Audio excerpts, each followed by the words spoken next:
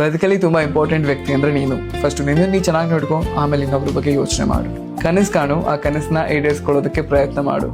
Talent ಇದ್ದವರು ಬೆಳಿತಾರೋ ಇಲ್ವೋ ಗೊತ್ತಿಲ್ಲ, ಬಟ್ ಹಾರ್ಡ್ ವರ್ಕ್ ಮಾಡಿದವ್ರು ನಿಜವಾಗ್ಲೂ ಕೂಡ ಬೆಳಿತಾರೆ. ಸೊ ಇವಾಗ ನಿಂಗೆ ಟ್ಯಾಲೆಂಟ್ ಇದ್ರೆ ಅದನ್ನ ಹಾರ್ಡ್ ವರ್ಕ್ ಜೊತೆ ಕನೆಕ್ಟ್ ಮಾಡ್ಕೊ, ಬದುಕು ಬಂಗಾರ ಆಗುತ್ತೆ. ನಾವು ಬದುಕ್ತಿರೋ ಬದುಕು ಎಷ್ಟೋ ಜನರ ಕನಸು. ಸೊ ಇರೋದ್ರಲ್ಲಿ ತೃಪ್ತಿ ಆಗಿರೋದನ್ನ ಕಲ್ತ್ಕೊಳ್ಬೇಕು. ಎಷ್ಟೋ ಜನಕ್ಕೆ ಊಟ ಇರೋದಿಲ್ಲ, ಅಂಡ್ ಇನ್ನೆಷ್ಟೋ ಜನಕ್ಕೆ ಊಟ ಆಯ್ತಾ ಅಂತ ಕೇಳೋರು ಕೂಡ ಇರೋದಿಲ್ಲ. ನಿಮ್ಗೆ ಇದೆರಡನ್ನೂ ಕೂಡ ಸಿಗ್ತಿದ್ರೆ just be grateful for everything that God has given to you.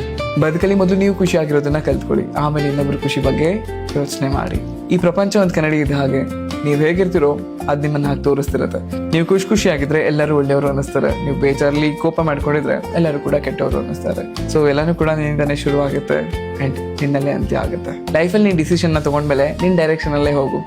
ಬೇರೆಯವ್ರದ್ದು ಸರಿ ಇದೆಯೋ ತಪ್ಪಿದೆಯೋ ಅಂತ ಯೋಚನೆ ಮಾಡಿ ಅವ್ರ ದಾರಿಲಿ ಹೋಗೋದಕ್ಕೆ ಪ್ರಯತ್ನ ಮಾಡ್ಬೇಡ. ನೀನ್ ಮುನ್ನೋಗು. ಸೋತ್ರೆ ಸೋಲ್ತೀಯಾ, ಕಲ್ತ್ಕೊಳ್ತೀಯಾ, ಗೆದ್ರೆ ನೀನೇ ಸೂಪರ್ ಸ್ಟಾರ್ ಅಲ್ವಾ? So do it. ಅಪ್ಪು ಇನ್ನೊಂದು ಮಾತು ಹೇಳ್ತಾರೆ ಕಾಂಪಿಟೇಷನ್ ಬಗ್ಗೆ. ನನಗೆ ಕಾಂಪಿಟೇಟರ್ ಯಾರೂ ಇಲ್ಲ. ಒಂದು ನಾನು ಏನೇ ಮಾಡಿದ್ರು ಕೂಡ ನನ್ನನ್ನು ಯಾರು ಇಷ್ಟಪಡ್ತಾರೋ ಅವ್ರಿಗೋಸ್ಕರ ಮಾಡ್ತೀನಿ, ಇಲ್ಲ ನನಗೆ ಯಾರು ಇಷ್ಟ ಇರ್ತಾರೋ ಅವ್ರಿಗೋಸ್ಕರ ಮಾಡ್ತೀನಿ. ಸೊ ಇಲ್ಲಿ ಕಾಂಪಿಟೇಷನ್ ಇಲ್ಲವೇ ಇಲ್ಲ, ಎಲ್ಲ ನನ್ನ ಖುಷಿಗೋಸ್ಕರ, ಇಲ್ಲ ನನ್ನವರ ಖುಷಿಗೋಸ್ಕರ.